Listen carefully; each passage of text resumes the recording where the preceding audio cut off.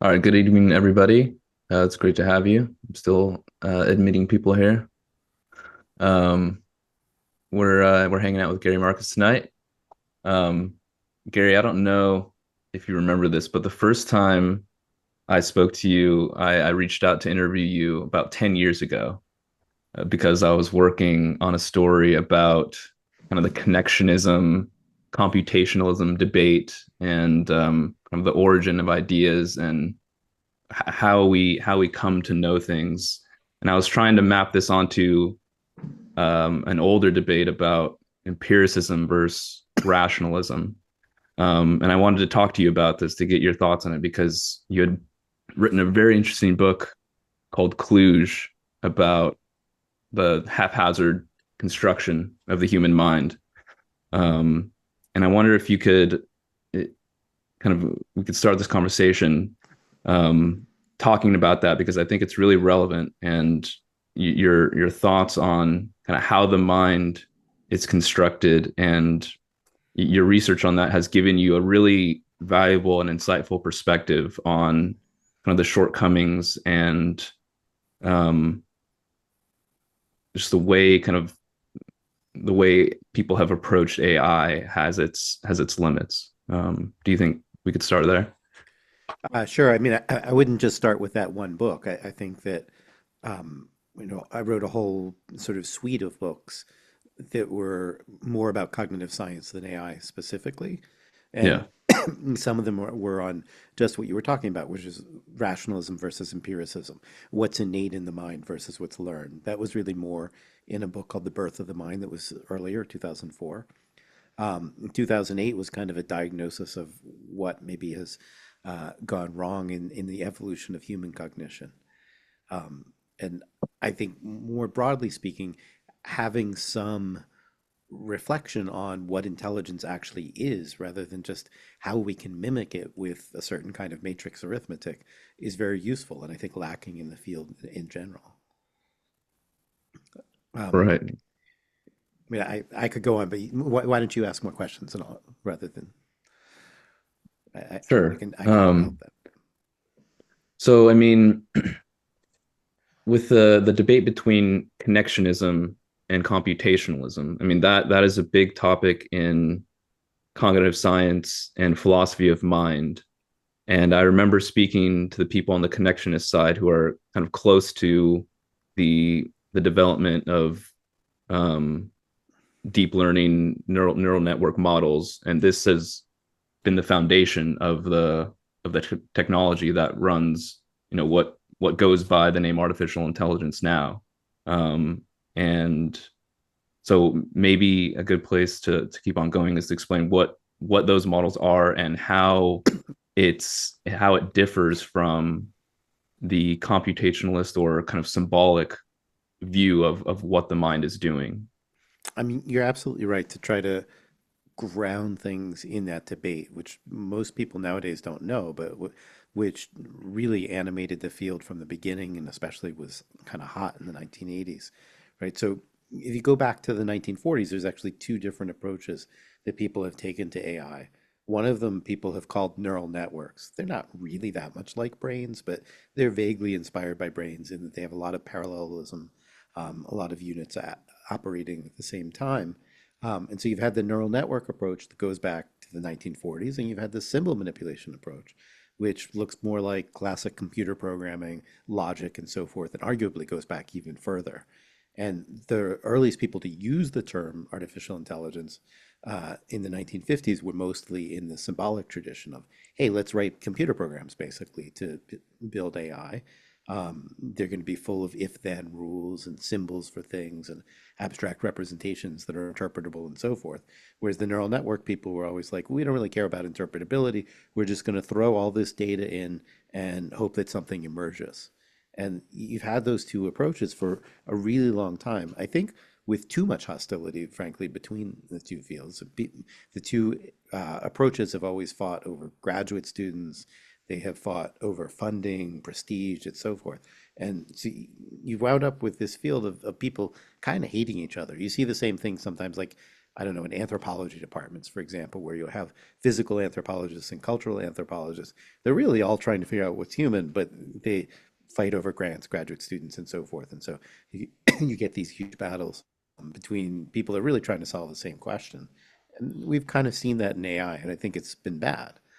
Right now, the neural network people are dominant, but they're actually starting to kind of smuggle in some of the symbolic stuff without really acknowledging, using things like code interpreter and so forth. And what I've been calling for all along is some kind of reconciliation between the two. Right. So, I mean, let's get a little deeper in just how people can come to the same object, like the human brain, and have these really differing, really antagonistic perspectives on it. Trying to come up with a question like where our ideas come from, how do we learn things, um, and what do our learning mechanisms look like? Is there one mechanism that can kind of learn about the world as a whole, or do you need special mechanisms that are kind of prepackaged in the mind that maybe evolution has given us? Um, and I think that also is really strongly related to engineering, the AI engineering. What do you need to program into AI in order for it to be able to learn and to be able to know things? Like we can get into that kind of philosophically, like whether AIs today do they know anything, and that affects their ability to really be helpful. So, I mean, we should probably separate out those two questions. They're both interesting. One is sort of what is knowledge and do these systems have it? And the other is what is learning? Let's take the learning one and come back to the knowledge question. So, again, if you take a perspective from psychology, I think a lot of what's going on right now seems silly. So, classic symbolic AI doesn't do much with learning at all. That's obviously wrong. Like, learning has to be a big part of what we do. There's a lot of things that we might have some innate basis for, but we're cultural animals. We learn all kinds of things in the world. We learn how to sit in chairs. We learn how to hold conversations. We learn how to read books. Reading isn't innate, even though there's some basis that makes it possible for a human and not a chimpanzee or a frog or what have you. So there's obviously learning is part of the picture. Neural networks are better at that, but they're still very limited compared to what we see in the animal world. So neural networks basically have one learning mechanism, which, excuse me, to a first approximation is something like a correlational mechanism, basically looking at correlations between features in inputs in the kinds of neural networks that we look at right now, uh, predicting features over time. Um, if you look at the animal world, there's lots and lots of different kinds of learning mechanisms, both within some species have multiple mechanisms, like humans have multiple mechanisms for learning. And if you look across species, so for example, if you just look at songbirds, different songbirds learn their songs in different ways. Some of them do it by kind of reinforcement and shaping. Some of them are looking for a specific template. There's something innate that tells them the kind of structure of a song that they're looking for, or tells them what kind of other animal to learn that song from. And so, we have mechanisms like imprinting, where an animal is looking for a very specific piece of knowledge. We have the kind of mechanisms that a human being can use to learn calculus. We don't even know how to describe those in psychological terms, but where you can learn a new abstraction. Right? Neural networks are not particularly good at learning new abstractions, but people are. They do it all the time. More or less every normal child in the West, for example, learns the notion of an integer and can count indefinitely and learns what that means to count indefinitely. We have no mechanism that we know how to build an AI that it can actually do that, that can learn the integer list and follow it kind of indefinitely. So there are many different kinds of learning mechanisms. And what's happened is that one of them has gotten popular, has gotten an enormous amount of investment, and that has kind of sucked the oxygen from doing research in anything else. And so we're in this weird stage where we have this intellectual monoculture. And I thought that was kind of bad just from an academic perspective. It didn't look healthy to me. It'd be like having an investment portfolio and putting everything in, a single kind of stock or something like that, to have this intellectual monoculture. And then it's gotten worse in the last couple of years because now we're getting to the point where we're starting to spend taxpayer money on this.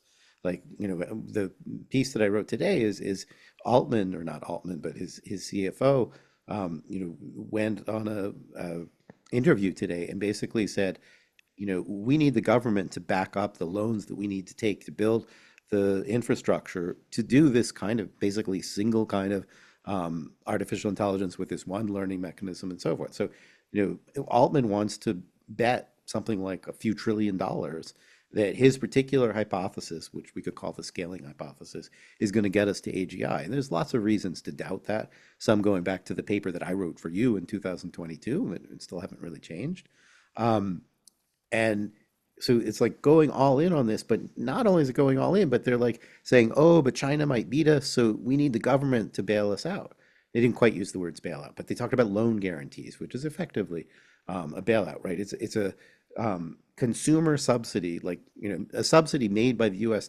Taxpayers in case they're overextending themselves, and they obviously are, right? Brad Gerstner asked the other day, he said, you have $13 billion in revenue. He's actually losing OpenAI is actually losing $1 billion a month or something like, what is it? $3 billion a month. And their total revenue for years, $13 billion. And he's like, how are you going to pay the $1.4 trillion in commitments that you've made for cloud services? And Altman just sort of got annoyed that he was being asked the question. He's like, well, you can sell your stock if you want to the guy who had some stock in it, but had no real answer. And so the real answer is you're going to pay for it. Everybody on the call is going to end up bailing out OpenAI because they're spending money much faster than they can actually make it. And to keep them from going bankrupt, probably the Trump administration is going to bail them out like the banks were bailed out. And that means everybody's going to pay for it. So what started with a whole bunch of philosophical questions that you're asking about what is a mind now has this real world application that's going to be enormously expensive, basically because people have taken an unsophisticated approach to these philosophical questions and thought that this, very, I think, naive approach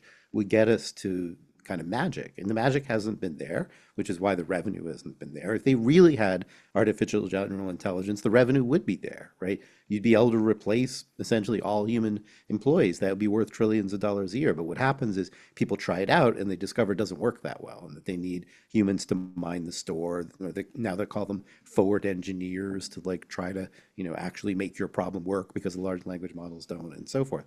So you have this big mass, and this whole mass really starts from not understanding the philosophical issues about innateness and so forth that you started the call with. We have this research program, in the 80s, kind of heats up in the 80s, keeps on going.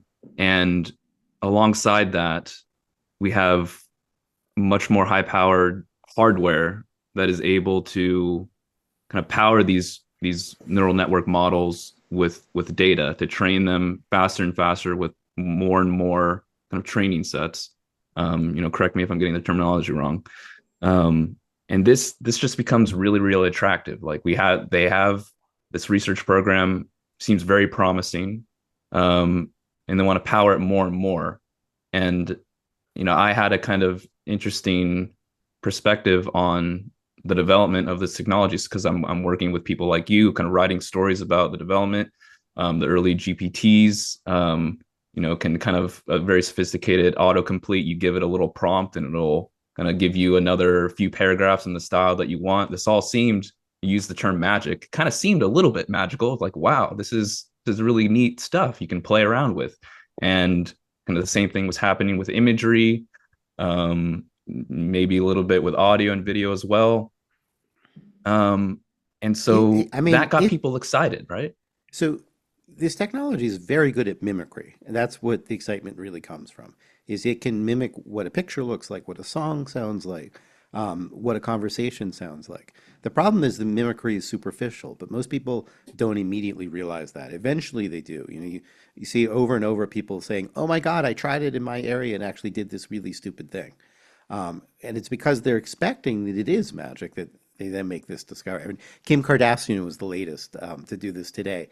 She's like, I used ChatGPT when I went to law school, and it was usually wrong, and she seemed shocked. But the fact is, it is often wrong. It's often right too, because that's what the mimicry gets you. The mimicry might get you 80% correct or something like that in any given domain. And that seems kind of amazing, but it also leads people to expect that it'll be 100% that it really is intelligent, and it isn't. It's really kind of a copycat. And a lot of people don't have the training to recognize that and get in various trouble. One kind of trouble is they over rely on it. They produce what some people are now calling work slop, and it turns out that it's not that good. And another kind of trouble is what I'm talking about, where the government is giving too much power to people making this stuff because they misunderstand what its actual capabilities are because they get sucked in by the mimicry. We have a question. Let's hold the questions for a little bit. We're only 20 minutes in, but maybe around the 40-minute mark, we'll take some questions, or I want to get into a little more of the issues I mean, since with the Gary. audience is so small, I think we could, Okay. we could just drop in the occasional question. I don't mind. Okay. All right. Go ahead, Stephen. Hi. Yes, hi. First place, yeah, I'm very sympathetic to your approach overall. I'd actually taken a seminar with Doug Hofstadter years ago Yeah. called AI Hyperhope, in which he was basically trying to knock down various claims of AI. I do think, yeah, as far as the whole neat scruffy debate and all that, there is a lot of promise in some kind of combination integration there. And I think there is some hope, actually, if you take an analogy with the programming languages field, where I've done some research in the past, where you had really two whole opposing schools of types versus untyped approaches, which is sort of analogous, the type being much more structured.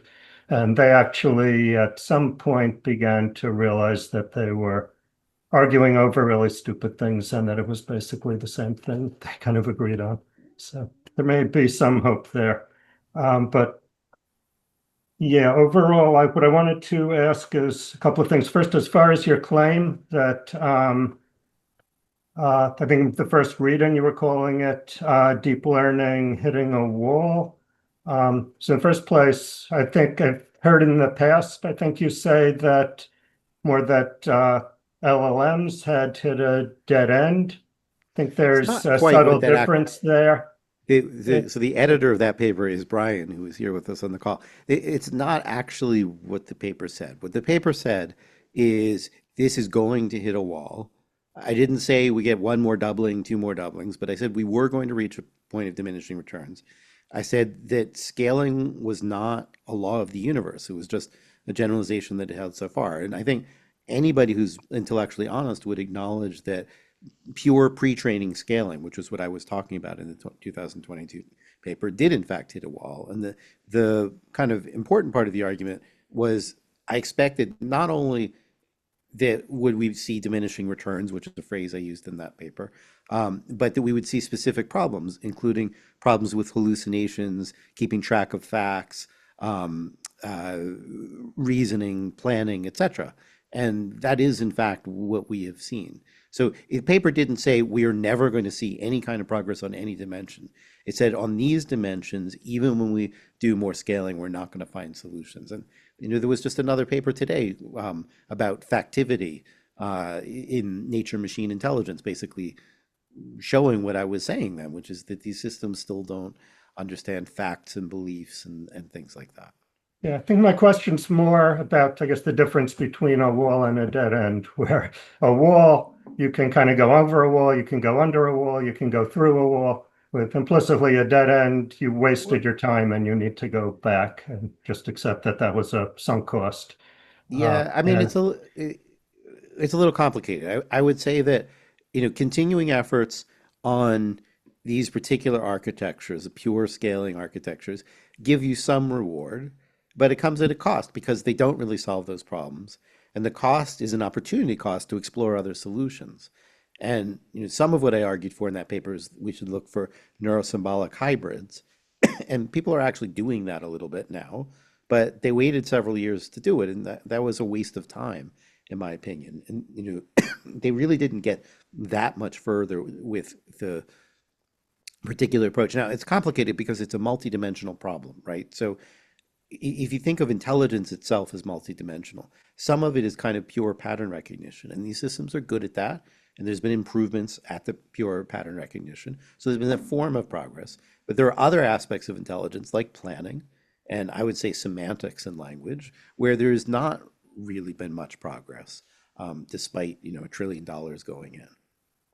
Yeah, I think let's hold the rest. I mean, I think Brian was right. Let's try sure. to get through main part before getting Hmm. too lost in the details. Yeah, So thanks. we'll come back to you in a little bit. I mean, one of the things that's super fascinating to me about AI is that it is this window into the nature of the mind. And we want to try, people want to try to see if we can replicate the human mind in different substrates. We are carbon-based biological. There's a hypothesis out there that we can create another mind, another consciousness that isn't based on biological material.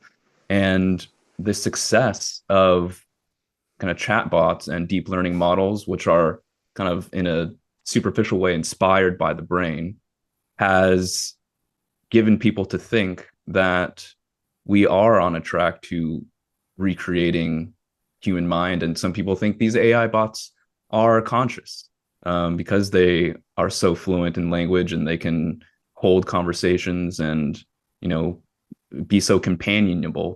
People are developing romantic relationships and deep friendships with these chatbots, and that's kind of disturbing. Sure, that doesn't Um, actually make them conscious. That means that they of can course, yeah, talk in the ways that conscious people do because they're mimicking databases of things that people said. It doesn't mean they're conscious. And you see absolute absurdity sometimes. Like there was a Meta chatbot that answered questions about where to send children to school in New York, and should I send my kids to Bronx Science or Stuyvesant or whatever?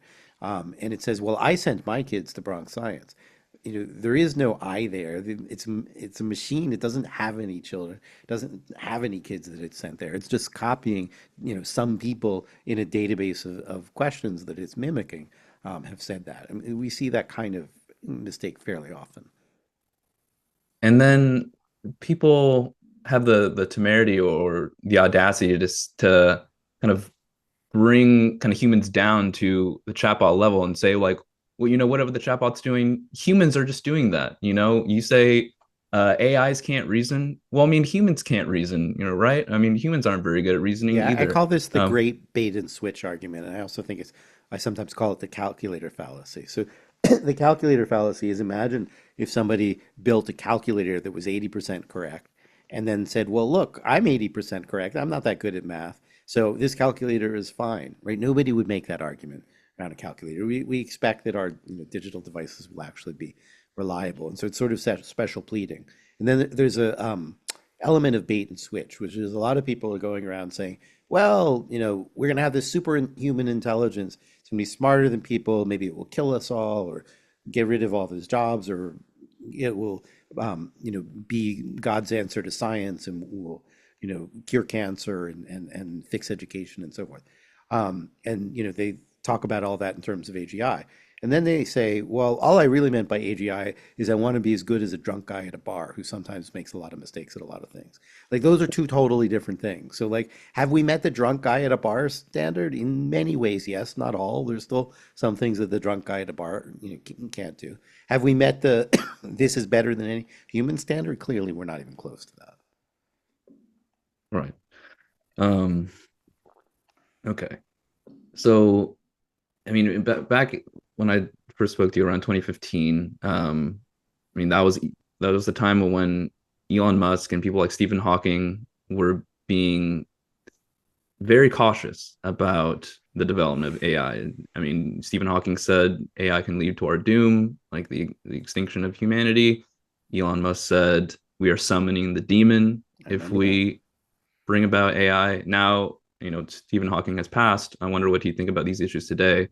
But now Elon has moved on from OpenAI, which was supposed to kind of democratize this technology or allow us to have some input in its development and its application. Now he has his own chatbot, Grok XAI, putting tons of money into it. And now these companies are competing for attention, for money, for who knows what. Soon for government and bailouts. for government bailouts. Um, and still sticking to this research program, the deep learning neural network research program. Um, why? Why is it so stubborn? You've advocated for more of a kind of distributed approach with other methods, and Sorry, why is you what point so stubborn? Why is the just field so the stubborn? yeah, just like for first the academic field, and then now it's been commercialized and applied into technology. I mean, um there's multiple reasons. Some of them are intellectual. So people who had a particular technique that's popular want to pour everything into their own technique. And, a lot of the people I think who are quite prominent right now are actually pretty intellectually narrow. So there's that side of it. And then there's an economic side of it, which is um, the a lot of this is driven by venture investment, venture capital. And venture investors, the way they make money is two ways. One is they get a cut of everything they invest, and the other is they get a cut of all the profits they make. But the larger the sum of money that they're investing, the more money they make just off the top. So they typically make 2% off the top. So if you have a story that sounds plausible to people who maybe aren't paying quite enough attention about why you should invest $1 trillion and you get 2% of that $1 trillion, you're doing awfully well. You don't really care if it lands in the end and you get the 20% of the profits that might come later. And so venture capitalists love the scaling argument, right? The scaling argument lets them tell the pension funds or whatever that put up the money that they're living off of, this is a reason why you should give me a lot of money. Here's a theory about why if you give me $1 trillion, we're going to make this crazy return. Might not actually be a good story. There might be a lot of problems with it, many of which I pointed out, but they love those kind of stories. We saw that before with driverless cars, right? And they, put in over $100 billion with basically no return. The only people making any money at all are Waymo. They're still losing a lot of money on the driverless cars. Everybody else pretty much lost money. Many of the companies are out of business. Um, but it was a good story. The venture capitalists love a good story. Well, the scaling story is a really, really good story. I think it's deeply flawed, but for people who don't have a background in cognitive science, it seems all right. And so you get this massive investment. And where the money is, everything else follows. you've pointed out that some of the greatest success stories in AI actually do kind of shift away from that approach with AlphaFold, Google's AlphaFold protein folding model that is able to predict the structure of a protein by its amino acid structure, Mhm. right? Um, so if that, I mean, that won the Nobel Prize, right? Yep. Um, and so why isn't that a signal that we It's should? much harder work. The Bertrand Russell quote about having the theft of, or theft having all the virtues over honest toil or something like that, right? It's Mm, much easier to put everything in a giant neural network and sort of turn the crank and get some kind of answer out than it is to do the hard work that DeepMind did, right? That took the work of many trained professionals. That's true in multiple domains that they've worked. So, they often do things in meteorology, in molecular biology, et cetera, where they have trained experts working together with people who really know their machine learning well, making a very detailed, specific model of a particular thing. It's not as sexy as chatbots. It's probably not going to make as much money as chatbots. They get better results. You get results that have actually influenced the world. I would say even AlphaFold is oversold a little bit. Like it has not actually led to any specific breakthrough in biology or agriculture or what have you. mm. But it has, I think, real potential and it gets used every day um, in real scientific research. Chatbots, they get used for coding and stuff like that, but have not really had an impact on science, a positive impact on science. Um, but it's much harder work. I don't think that anybody at OpenAI understands that kind of work. I don't think that anybody at Anthropic really does either. There are fewer people that know how to do it, and fewer people care. Demis is a scientist and actually cares about having an impact on science. His line was first we solve AI or AGI, I guess he said, then we solve everything else. I think he actually believes that, Whereas I think many of these other leaders are much more mercenary. And look at the evolution of Sam Altman over the last month. 8 weeks ago or 7 weeks ago, he was saying we have a chip shortage and we might have to make hard choices. Like, are we going to solve cancer in the next year or two, or are we going to fix education in the next year or two?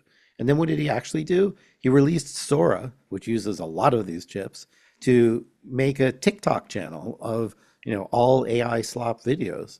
And if that wasn't enough, in the middle of a mental health announcement, he led on that they're going to start making porn too. That's what he's going to do with his chips, right? So like, you know, he has these insane outlays and he's going to do anything he can. He's also going to sell your private data. He's going to collect incredibly private data with browsers and 24/7 surveillance devices are going to analyze everything you say. I mean, he's in it for the money. Uh, DeepMind has been a little bit different. They want to actually, I think, solve a set of intellectual problems, and that has led them in somewhat a different route. Hmm. Yeah. Um, so I mean, this gets us really into the territory of your recent book, Taming Silicon Valley. Um, not came out not too long after the deep learning is hitting a wall story. Um, what was the case that you made in Taming Silicon Valley? Can you kind of track us through the story and the argument you made there? I mean, first I'll give you the headline, which was basically that the tech oligarchs are going to take over the world and we shouldn't let them. And unfortunately, the book did not have the impact that I wanted it to, which was to try to wake people up to the fact that that might happen. And it has, in fact, happened, right? I mean, tech oligarchs basically are calling all of the shots in Washington now. And that means that there's essentially no regulation on them. They probably will get the bailouts that they want, etc. So they're basically calling the shots. And that was the book was kind of warning about that. So the first half of the book was walking through the lobbying they've done and the bullshit that they've had behind hype to try to fool people about what their systems are doing. And then the second part of the book was really about what regulation we actually need. I think the number one thing that I advocated for there is we need a system sort of like the FDA at least used to have of if you're going to roll something out in large scale, you have to show that the benefits outweigh the risks. And we don't have that right now for AI. So, each of these models, for example, becomes a little bit more dangerous in terms of its potential for helping people build biological weapons. One of these models might be really dangerous. We have absolutely no mechanism in place to prevent a Sam Altman or someone like that from just saying, I don't care. If I release this, I make more money, and I don't care what the consequence for society is. And I mean, that's really chilling that, a single individual who's maybe up against trying to make some loan payments is going to make that decision that could influence all of us. I mean, have you seen any sign that the underwhelming release of GPT-5 has cooled people's expectations of Hell, how somebody just wrote a book called Gary Marcus Was Right. I mean, it really has. really? I mean, there were Gary Marcus apology forums on Twitter. That phrase became popular, and someone really did just write a book, with the help of an LLM called Gary Marcus Was Right. A lot of people did take note of the fact that GPT-5 was not what it was promised. Altman spent years hyping it as if it was going to be AGI. You had a lot of corporate consumers who were like, GPT-4 is just kind of like proof of concept. It doesn't really work for me, but hopefully GPT-5 will solve all those problems. And the minute that GPT-5, see, there's a link. I wasn't making that up, and I didn't write it myself. Mhm. When GPT-5 came out, people realized, hey, this promised land is not really going to happen. And also, yes, they realized that I had been saying that all along, and that maybe they should listen to me after all. So, aside from what it did for my brand, so to speak, it really did wake up a lot of people. And I mean, So, another thing is I talked even in that book about the possibility that this was a bubble in Taming Silicon Valley. Nobody really picked up on that in reviews or whatever. But now, there's news stories about whether it's a bubble, like literally every day. Like yesterday's story or the day before was that Michael Burry, who was the guy behind The Big Short, had just put $1 billion short on Nvidia. And so, like, there's that, and there's been, think pieces by Dambisa Mayo and Paul Krugman, all kinds of economists and so forth. And so that has also shifted, right? It went from a few of us saying maybe this is a bubble to, I think that's actually the more popular opinion right now. I wrote a piece a couple days ago about too big to fail, in this phrase. Might these systems be, or these companies be seen as too big to fail? And I said, look, the empirical data are already really bad, both in terms of they're not really solving the hallucination problem, and in terms of they're not making any money. They're all losing money except for Nvidia. Nvidia's selling shovels in the gold rush. They're making tons of money, but everybody else more or less is losing money. And I said, look, it's like Roadrunner, or sorry, Wile E. Coyote, in the Bugs Bunny cartoon when he goes over the cliff. And he doesn't fall until he looks down, right? So we are over the cliff. The financial side does not make sense.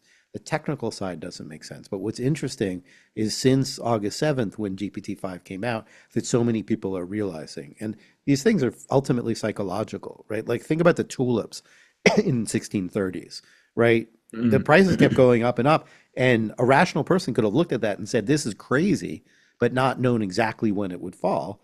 But what you would know is it would fall when everybody woke up. People are starting to wake up. Do you use it in any significant sense? I mean, I hear people say like, "Oh, it's pretty much replaced Google for me." Instead of searching Google, I'll just Yeah. type it into ChatGPT or Claude or whatever. That's how that seems to Yeah, I be the mean, main use I will case. admit I got that wrong. More people do that than I thought. I don't do that. I like having the links and being able to evaluate for myself the quality of the links. And there's nothing in my particular world that I want to use it for. I wrote on Twitter once, I don't pay for sex and I don't write with ChatGPT. I like to write. It's Yeah. good at writing, but not great. And I try to, pride myself on the quality of writing that I do. So it doesn't help me with the writing. With research, make stuff up that my pride myself on accuracy. That's not going to work for me. I'm not running a direct mail campaign. I guess I could use it for that. But I'm sort of not to my taste. Like I know there are things people use it for. If I were coding, which I have done in my life, but not lately, I would use it for basically autocomplete for coding. Like what's the, way to do this call in HTML or whatever. Um, how do I do a third level heading or whatever. So like there are things that one could use it for, but those aren't the things that I do in my life. And so mostly when I use the chatbots, it's to test them and say, have they yet Mhm. solved these various problems that I've been pointing out for the last 25 years? And invariably the answer is no. And so I play with them for a few hours or even a few minutes. It rarely takes me long to see that the same core problems are there. And I'll document that and then I move on to the next one. So it's not like part of my steady existence. I know it is for a lot of people, but for me, it doesn't do the things I want. Well, I've seen you when you discuss the limitations and you discuss specific things that you've tested, you'll mention, as I wrote in the algebraic mind, back in 2001, I predicted this would happen. This was decades ago. Like, how can you give people a sense of what, like, kind of the principled approach that you use to see how these things are going to play out and how you're able to predict what the limits are of these technologies? A lot of it starts from experiments I did in 1998, where I built some primitive neural networks using some tools that were available then and tested them systematically on their ability to generalize and distinguish between two things. One was what I called within training space generalization, the other was beyond training space generalization. The point is, you can generalize to things that are close to what you've seen before with these kinds of neural networks. I was working with predecessors of the current ones, but the situation hasn't changed that much. But they don't generalize very well when you go far beyond what you've been trained on. And that's still the case. And just understanding that one intuition has allowed me to stay well above average in the quality of my predictions. I'm not very good at predicting when the public will wake up to the problems, but the problems themselves are exactly where I've anticipated. And I've been correct over and over again. Yeah, I mean, I I just struggle to just you can make that simple point and simple observation based off of kind of that basic reasoning about training within and then not being able to generalize, and yet still there's this drive to just pour more money, more data, more hardware into the problem and see if it'll magically. I mean, the definition of insanity, right? Like you keep on doing the Exactly. same thing, expecting different results. And Um, it would have been fine to a certain point, but now we're really into the craziness, right? Because you had Llama 4 really didn't meet expectations. Grok 4 really didn't meet expectations. GPT-5 really didn't meet expectations. And in fact, GPT-4.5 was supposed to be called GPT-5 and didn't really meet expectations. So you had a whole litany of basically identical experiments of let's train one of these models on the entire internet and see if it gives you AGI. And every time the answer is no. Instead of people saying, well, hold on, maybe this is not the right approach, they're like, hold on, give me 100 times more money or 1,000 times more money and let me try this experiment again. Somebody's going to write about this in 2030 after the American economy is, really tanked based on this bad bet. And maybe after China has actually done something different and realized, hey, this isn't working. And they're going to be like, what were they smoking in 2025 that they thought that this was a good idea to just keep doubling down on something that really wasn't working that well? Like people are going to look back at this and be like, they were out of their minds. It won't be the first time. It will be like, the alchemists thought that they could turn lead into gold and didn't know anything about, high energy reactions. And they were kind of like whacked out too. And people believed in phlogiston, and there were people who thought that genes were made of protein. Like, there's been lots of mistakes making in scientific history, but this is going to be in those, books about like great blunders in scientific history about how they spent $1 trillion, probably took down the American economy with it, ruined people's pension plans. And like, why did they believe it? It's not like the results were that good. It was always, throughout hallucinating. It was always having reasoning problems. It was never reliable. It was never reliable in anything. There's nothing you can trust these systems on. It's all like prototypes, like you would show at a lab demonstration. None of it is really like the quality of a calculator, like where you could actually trust it. None of it. And people are going to look back and say, this is crazy. so I mean, what would it look like to actually have the systems that these companies are trying to get using these flawed methods? Like, you talked about how you need to have a model of the world. The humans have a model of the world. We're able to acquire knowledge. We're able to understand what is not true, what is true. We're able to understand evidence and justification. We're able to evaluate evidence. That doesn't mean, people are prone to conspiracy theories, people hallucinate, but our minds are constructed in a different way than how these chatbots are. What, and so we're kind of this neurosymbolic approach that you've mentioned is that an avenue toward something more human like where we are actually understanding facts and not making shit up? It's a prerequisite. I don't think it gets you all the way there. And I don't know that we want our AI systems to work exactly like humans. So, calculators are a form of artificial intelligence, and they don't work at all like people. They do their arithmetic very differently, and that's fine. And, what I think is that we want to take hints from humans where the humans are better. We don't actually want to take those hints for arithmetic because the machines are perfectly fine. Wolfram Mathematica is better at math than almost any human on the planet, or 97% of humans on the planet. That works fine for most math that you need to do. You can just put it into Mathematica. You don't need to reinvent that. But there are things that humans are better at, especially learning new skills, being resourceful when a problem is different from what we expected from before, things like that. Making long-term plans, humans are much better, etc. And so for those things, we might want to copy humans. We might just want to take some very loose inspiration from humans. So, the Wright brothers realized that birds had flight control surfaces that they could modify. And so they built planes that had that. They didn't do it just the way that birds did, but they were like, oh, well, that's part of the principle that's allowing them to fly is that they can change these control surfaces in flight. We should do that too. And so, part of it is like, where is the right abstraction relative to what humans do that we can derive things? Now, in terms specifically of neurosymbolic, part of that is symbolic. Some of our knowledge is symbolic. We have abstractions and we have particular declarative facts. So I know that my friend Harry Shearer was born in Los Angeles, and I can look that up in Wikipedia and I can reason over it. Whereas these systems will just make stuff up like that because he's He's an actor you might know. He does the voices in The Simpsons, or some of the voices in The Simpsons. He was in the movie Spinal Tap. So he's confused by these systems with other people who are voiceover actors and comedians, etc. And it winds up saying that he's born in England. Um, you need to have symbolic facts be kind of part of the basic currency of how you perceive the world. And that in turn gives rise to this notion that you were talking about and that I've often talked about, of world models. So, right now, for example, I have a model of you. You're sitting in a room. There's some athletic equipment like a basketball there. There's an interesting painting that has sort of, or set of photographs that overlap one another.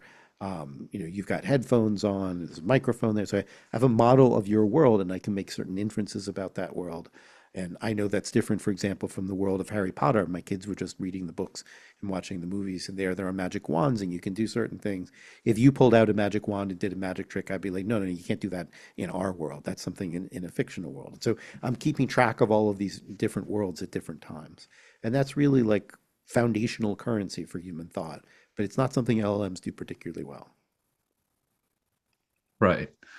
Um, I'm so fascinated by what makes that possible. And then I mean, I mean, we know how to build world models in classical AI, but we don't know how to do them on demand, let's say. So, for example, a GPS navigation system is an AI system that works great.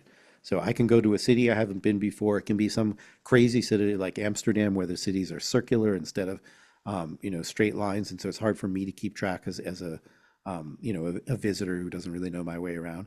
And these systems work great in those. And it's because they have a model of a world. There's a very clear-cut semantics to how they work, and they work great. Calculators have models of mathematics that work great. What we don't really know how to do is to go into a new domain, say just me looking at you in a room and construct a model of that, of the person, how they might react to my jokes, to, do they understand my answers? Should I slow down? Should I speed up? Should I give more detail? What are the objects in that room? Somehow I'm able to construct a model online of things in the world. And we just really don't know how to do that. And I think that's the right question and not one that we've been concentrating on. hmm. So is I'm trying to understand this idea of a model. Like if I we have the ability to perform introspection. I can kind of close my eyes and I can imagine myself somewhere else. And I can imagine I'm in a space and there are objects populating the area. And I can do that for anything. Um, Whether I don't know that requires consciousness or not. I'm certainly conscious, but um, if an AI is able to do that, to have a world model, is that a path to kind of consciousness as well, or is that just does that It might be necessary. It's not sufficient. So, okay. a GPS system has a model of the world, but a GPS navigation system, turn by turn directions. But I don't see any reason to call it conscious. My Right. Apple Watch has a model of the world, including, more sophisticated than LLMs. My Apple Watch has a model of its place in space, its velocity, right, its accelerometers, has various sensors, probably for temperature, maybe, etc. But I still wouldn't want to call it conscious, right? Like I would say that being conscious probably prerequisites are having a world model, having some sensation, etc. But I don't think that's enough. I don't really want to call my Apple Watch sentient. Like there's some loose definition of sentience in which you can say, oh, my Apple Watch is sentient, my thermostat's sentient, but that's probably not the one that you really mean, right? Right. I mean, it can take in information from the world and it can adjust based off of that. So like But that that, would I mean, be that's like a step of the way there probably, but it's not what we mean by experiencing qualia or something like that. Like to experience what the color red is or what an orgasm is. Like we don't think that my watch can do that. Or, my phone can certainly, detect colors, but does it have the experience of recognizing a color? I don't think so. what you got, Steve. Uh, yeah, I'm glad the conversation turned to the nitty-gritty of the neurosymbolics. I did kind of want to go there. And I'm curious to what extent this is just a matter of taking different systems that were techniques that work different ways and kind of shoving them together and maybe have some conductor that decides which one's appropriate where. Or I tend to think that in place of that, you need a more visceral integration where the deep learning component is actually operating over symbolic structures that are constrained in different ways. I mean, if you could So, cash that out, you might have something there about, what it would mean for the deep learning system to operate over symbolic representations. The closest that we see in a sort of general form is large language models writing code that they send to a code interpreter. Does that count as what you're describing? Is there something missing there? Like you could start to think about questions like that. yeah, I mean, code is certainly an example where LLMs seem to be able to come up with things that work pretty well, better than you'd probably expect for just shoving strings together. Yeah, I mean And the yeah, problem is they don't do it reliably. So like people have tried sticking them as a front end to code interpreter, Wolfram Alpha, and so forth. And because the natural language semantics isn't that good to start with, what you find is sometimes they basically frame up the problem in a logical form or a code form that is the right one, is what the user is looking for. And sometimes they don't, and they don't really know which is which. And so if they do that initial front end part right, they can sometimes write the right code and it works out, and sometimes it doesn't. It's not super reliable. My tendency is to think that the LLM should not be in charge. The LLM should be a component, but not the orchestrator. But I mean, there are like open empirical questions there. well, thanks. Let other people jump in if they want. I might Um, wrap up in like 10 or 15 minutes because I'm losing my voice. So, but we'll take some more questions before I wrap up. totally. Anybody got questions?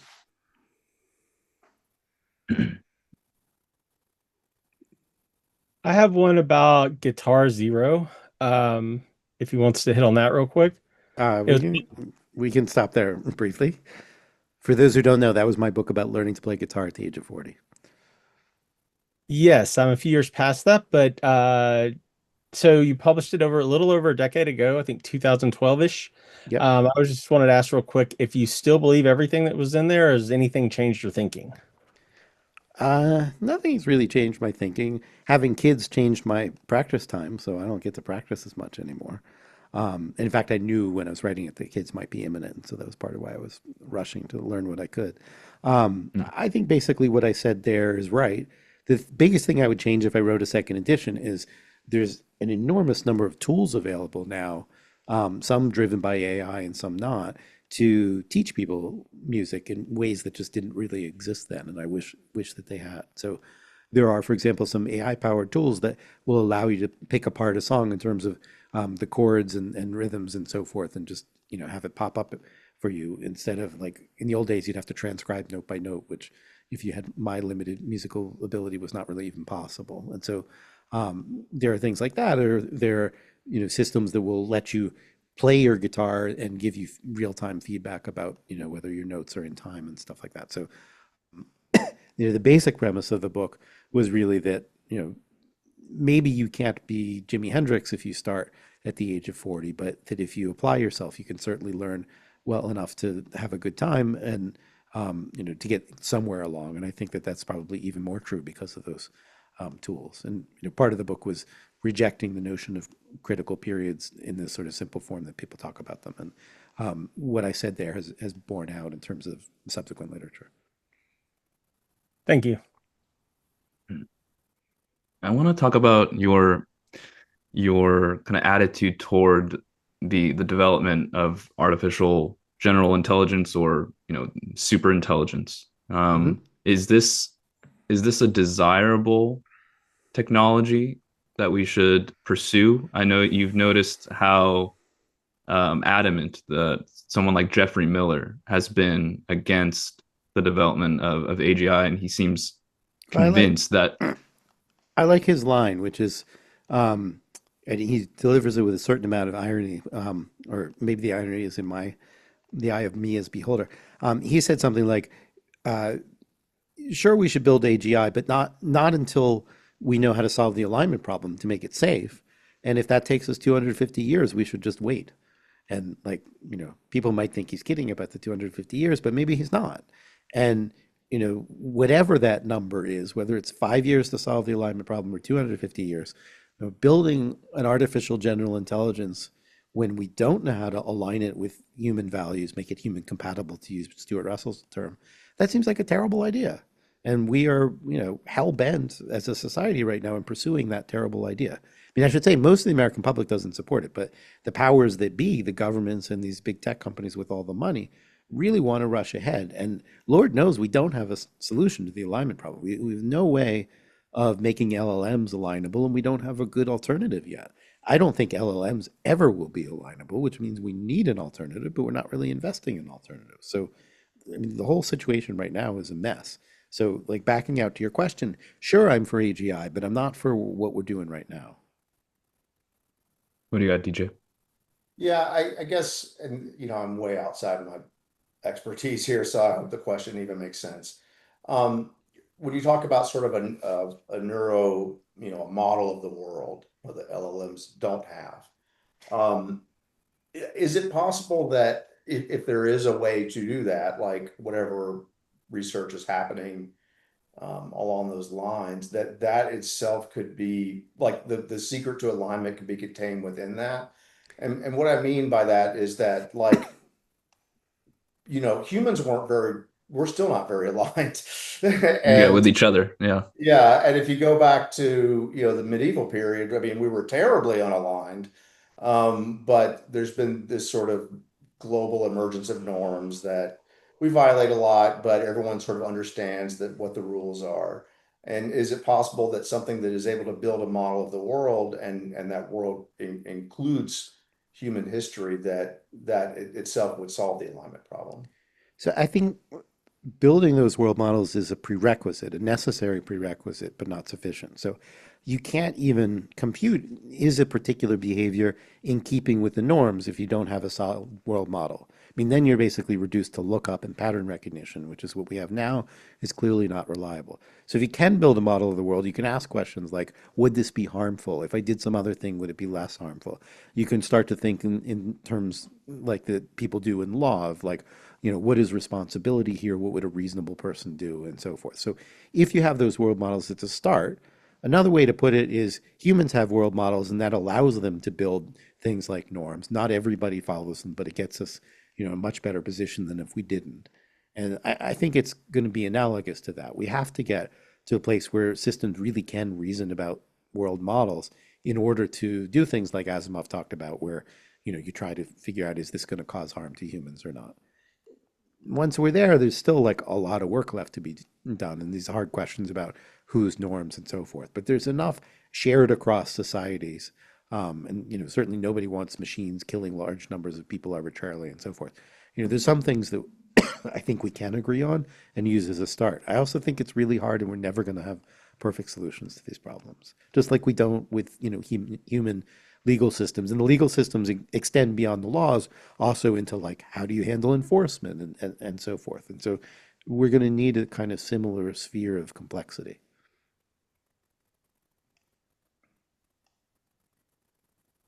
Yeah. What do you think about trying to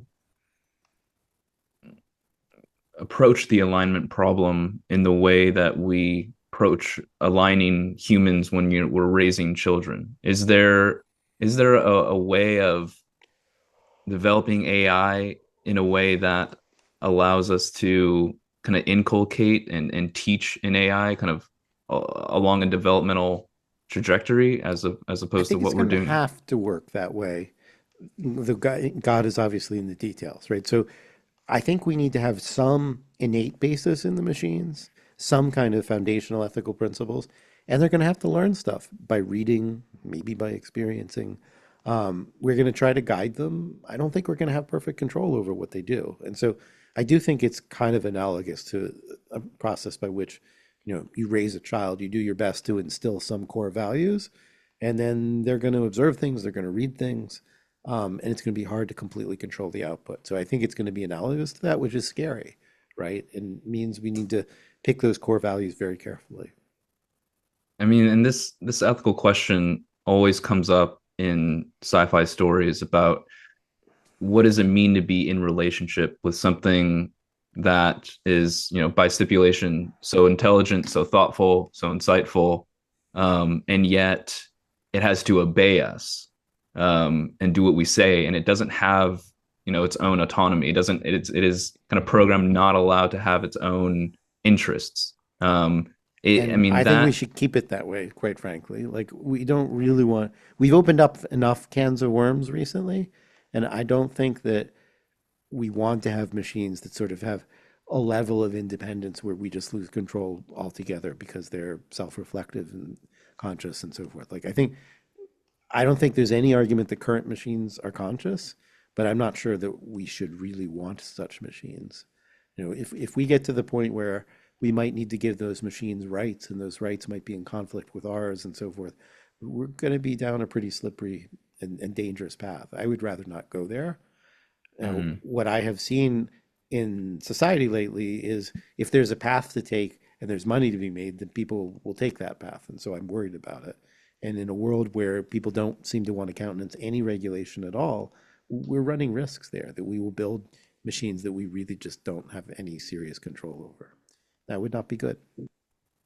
Do you have any sense about whether the the ability of intelligence versus, the um, the sentience and intelligence relationship, are those totally orthogonal? Is there any sense? I They're, mean, people who do this research, are they related at all, or do they kind of come in I think tandem in that any way? they're somewhat separate. I'm not sure they're completely orthogonal. Like, if you have basically no intelligence, it's not clear to me that you can be sentient. They're pretty clearly not the same thing. We don't have very good definitions of sentience, so it makes it hard. Like, we'd like to have like a consciousness meter, and I would run it like a tricorder in Star Trek and say, okay, this insect is, not sentient, or it's 0.02 sentient, whatever that means, and this dog is zero point 0.9 and you're 1 or whatever. And we'd have like some ground truth there. Obviously, I made up all the numbers. We don't. We don't really have the ground truth. And so it makes it hard to have these arguments at all. Um, my view, my personal view, which is more or less just prejudice or whatever, maybe it's considered reflection, will be slightly more generous. My considered reflection, which is nothing like a proof, is I think that probably insects have a little bit of sentience. I think, dogs have a lot of it. And, my numbers that I gave are probably not so far from what I think. Um, and I don't think that that's strictly a function of intelligence. I think insects can be very intelligent in certain respects, like honeybees have, these very cool communication systems and they can learn to do comparisons and so forth. It's a complicated mess, and we just don't have very good grip on it. I think it's certainly possible to do a lot of things we associate with intelligence without having much sentience. So, I think that a GPS navigation system has a kind of intelligence. I think a chess computer has a kind of intelligence, but I wouldn't want to call a chess computer sentient. Like, that seems to me to be an example of something that's a lot of intelligence and not that much sentience. How much? This will be a last question, unless someone has something to ask. But I mean, how much collective intelligence do you think is in our current AI industry? I think our AI industry is driven by money rather than desire for humanity. It does some things very clever towards its goal. Like, it's pretty clever to shake down Donald Trump for almost like protection money in terms of these bailouts. Like, that's smart. It's not smart for society, but it's smart for them. So, you could argue that the AI companies collectively are sort of like sociopathic. Like, they don't really care about outcomes for other people, but they're, reasonably clever at achieving their own goals. They're not that smart, I think, about how to actually get to AI, but in terms of their goals about power and money, they're pretty good at it. The real They, alignment problem isn't with AI; it's with the AI tech industry. there's definitely an alignment problem there. Yeah. All right, Gary Marcus, it's been so great having you That guide us through these issues. Terrific set of questions. Nice to meet you all, and take care. All right, everybody. Bye. Thanks.